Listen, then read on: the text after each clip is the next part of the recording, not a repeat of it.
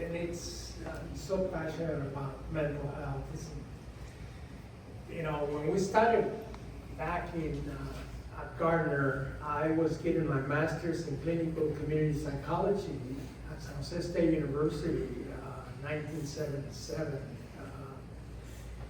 And looking at the landscape in terms of who was residing in Santa Clara County, Latinos comprised 14% of the population at that time.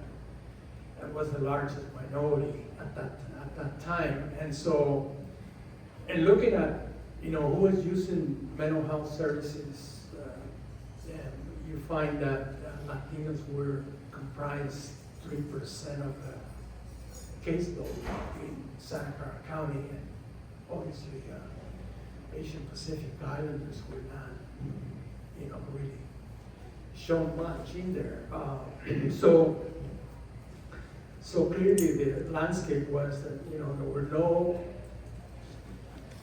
targeted mental health services, behavioral health services targeting Latinos or Asian Pacific Islanders at that time. Gardner was, again, a program that evolved out of the, you know, civil rights movement in the 60s.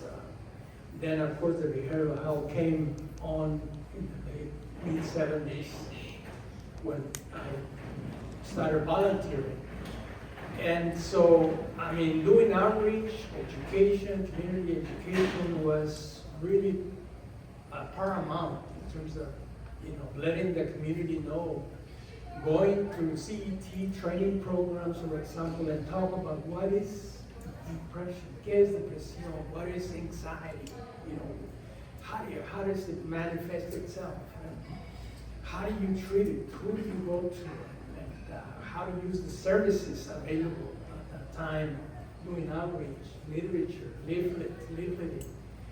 And actually just going to groups of people, adult education, for example, to talk about depression, anxiety, and what those symptoms, how do those symptoms look like, you know, and using the radio also, spots in the radio, for example, talking about those various symptoms, and that's how we all started, you know, and so.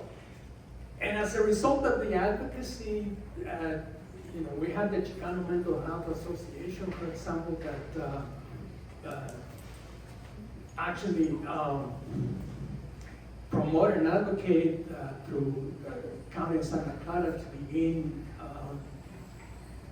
giving contracts to Gardner to begin to, you know, delivering services. And that's how we all began, you know, the programs. In 1979, that's when first contracts began to be given to Gardner and begin providing those services. For Asian Pacific Islanders, ACI, Asian Pacific, Asian Americans for Community Involvement, for example, Alan Seed, I remember him, he's a psychiatrist, he was very strong advocate at the time as well. And so ACI and Gardner, for their behavioral health, began more or less at the same time. And and through this advocacy, you know, bilingual therapists mandating that the county have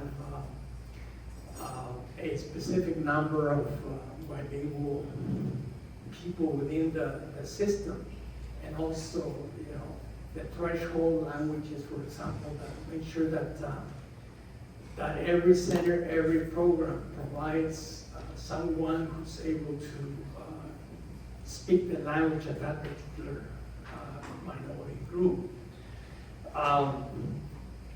So, you know, right now, threshold language, I'm sure that most of you know what that is. I mean, it's right now, Spanish is one, Vietnamese, and Tagalog is another third threshold language that is required that you know, the county have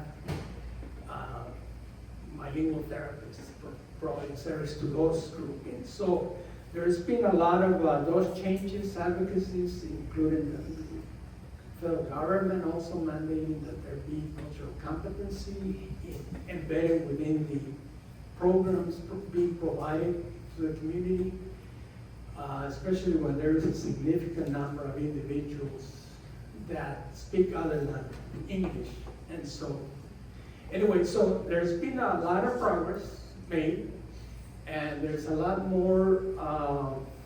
We're at the table right now discussing mental health. I mean, this progress. I mean, NAMI, it's done an incredible job, you know, just promoting mental health, making sure that it's embedded within the community, and these kinds of forums, very critical, very important that we continue it, because without it, nobody will do it but us. We need to do it. We need to continue doing it. So anyway. Thank you. But I think we made a lot of progress. Okay, this question is for everybody. When a person of color is admitted to a hospital,